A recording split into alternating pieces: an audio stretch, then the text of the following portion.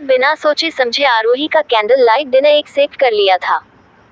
दोनों अभी भी बैठे इसी टॉपिक पर बात कर रहे थे। अब आरोही के चेहरे पर संतुष्टि के भाव थे। उसके होंठों पर एक मुस्कुराहट थी। आरोही मुस्कुराते हुए और भी खूबसूरत लग रही थी। ऋषभ तो बस उसे ही देख रहा था। ऐसा नहीं था कि उसे आरोही से प्यार हुआ था। वह तो बस ये सोचकर उसे देख रहा था।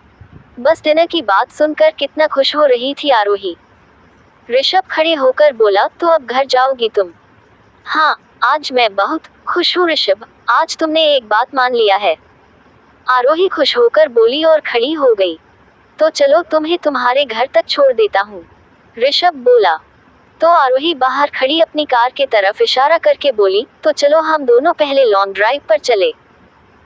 अरे नहीं, अभी नहीं, फिलहाल तुम घर जाओ, आराम करो और कल तक खुद को ठीक कर लो, क्योंकि कल ही हम दोनों कैंडल लाइट डिनर पर चलने वाले हैं, ऋषभ बोला। ऋषभ की बात सुनकर आरोही पिघलने लगी थी। ऋषभ जो उससे इतने प्यार से बात कर रहा था, और क्या चाहिए उसे तो जैसे दुनिया की सारी खुशियां ही मिल गई थी। आरोही खुश होकर बोली, thank you so much Rishabh मुझे हाँ करने के लिए। आरोही इतना कहकर ऋषभ के गले लग गई। आरोही ने ऋषभ को इस तरह से गले लगाया था। आरोही ने अपने पूरे जिस्म को ऋषभ के हवाले कर दिया था।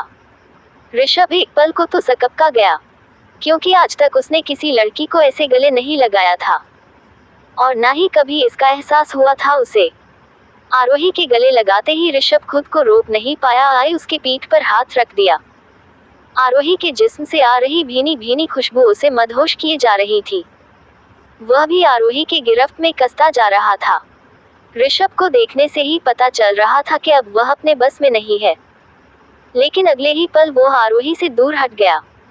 ऋषभ जब उससे प्यार ही नहीं करता तो एक लड़की को इस तरह गले लगाने का कोई फायदा नहीं। इसलिए ऋषभ अपनी नज़र आरोही से फेर लिया। ये देख आरोही ने पूछा, ऋषभ क्या हुआ, तुम इतना डर क्यों रहे हो, मैं तुम्हें कोई चुड़ैल दिखती हूँ? ऋषभ बोला, नहीं आरोही ये बात नहीं है, अब तुम जाओ, कल रात 8 बजे मिलेंगे। ऋषभ बात को घुमाते हुए कहा तो आरोही सब भूल कर ऋषभ से बोली, ओके ऋषभ।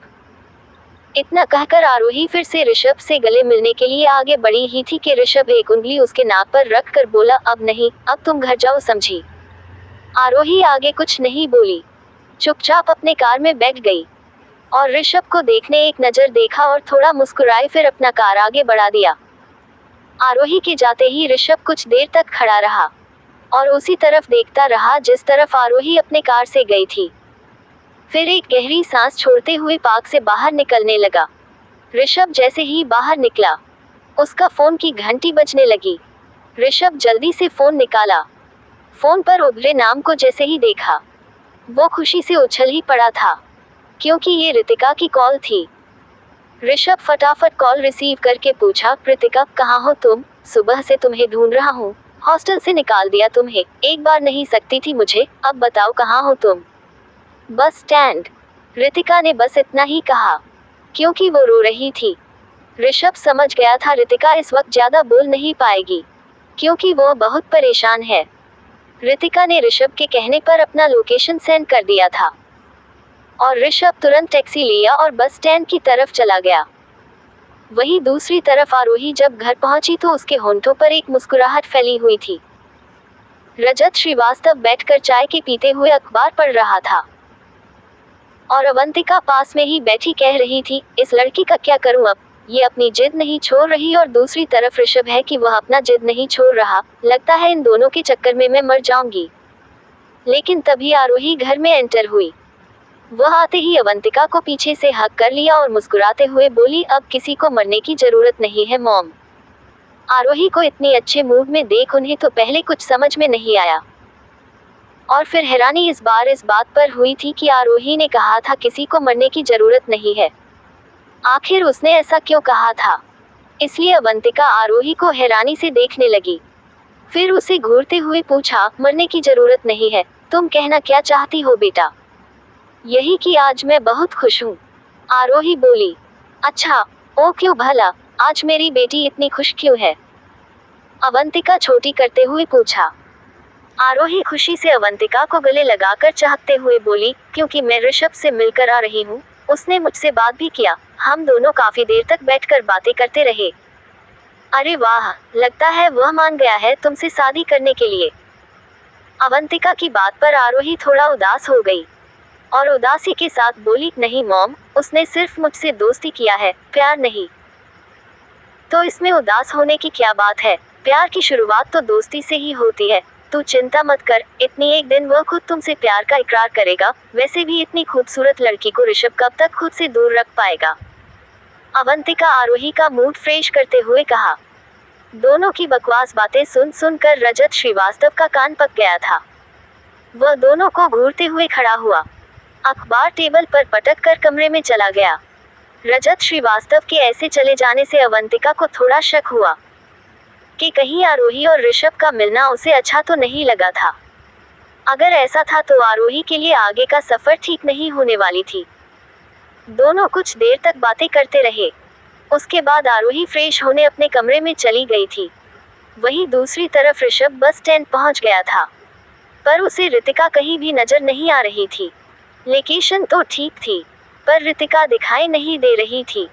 लेकिन तभी ऋषभ की नज़र पास में ही खड़ी बस में चली गई। रितिका बस में खिड़की के पास ही बैठी हुई थी। रितिका काफ़ी उदास नजर आ रही थी। रोने की वजह से उसकी आंखें लाल हो चुकी थी।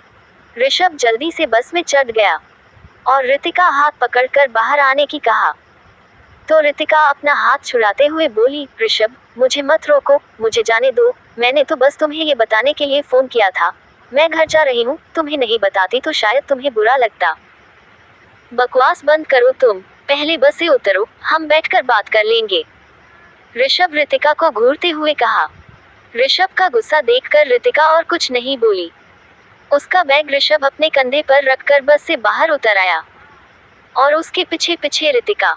पास में ही एक खाली बेंच पारी हुई थी, जिस पर दोनों ही बैठ गए। बैठने के साथ ही रितिका रोने लगी और रोते हुए ही बोली, अब क्या करूं ऋषभ, तुम ही बताओ। कितनी ही आशा लेकर यहाँ आई थी, पढ़ने के बाद एक अच्छा सा जॉब करूंगी, मम्मी और भाई को यहाँ शहर में बुला लूंगी, लेकिन सब बेकार हो गया। कुछ बेकार नहीं हुआ है अभी, चलो मेरे साथ। इतना कहकर ऋषभ खड़ा हो गया और रितिका का हाथ पकड़ लिया। लेकिन कहाँ ऋषभ? रितिका हैरानी से पूछा। ऋषभ चिढ़कर बोला, तुम सवाल बहुत करती हो, मैंने कहा चलो तो सही। अब रितिका कुछ नहीं बोली, ऋषभ के साथ जाने लगी। ऋषभ अपना मोबाइल निकालकर किसी को मैसेज किया। मैसेज करने के 10 मिनट बाद एक ब्लैक कलर की BMW कार आकर उसके सामने आकर खड़ी हो गई थी। इतनी महंगी कार जब दोनों के सामने खड़ी हुई थी तो रितिका ऋषभ का हाथ पकड़कर पीछे की तरफ खींचने लगी, क्योंकि इतनी महंगी कार में बैठने वाला कोई आम इंसान तो हो नहीं सकता था। लेकिन अगले ही पल BMW से ड्राइवर बाहर निकल कार पीछे का दरवाजा खोल दिया और बड़े ही आदर से ऋषभ से बोला, आइए ना सर, बैठिए। ऋषभ चुपचाप कार में बैठ गया। ये देख रितिका की आंखें खुली की खुली रह गई थी। वो हैरानी से कभी ऋषभ को तो कभी BMW कार को देख रही थी। ऋषभ चिढ़कर बोला, बाद में देख लेना, फिलहाल बैठ जाओ तुम, हमें और कहीं भी जाना है। रितिका कार में बैठ तो गई थी, पर ये समझ नहीं पाई थी ऋषभ कहाँ जाने की बात कर रहा था। अब कहानी में आगे क्या होने वाला है जानने के लिए पढ़े कहानी का अगला एपिसोड।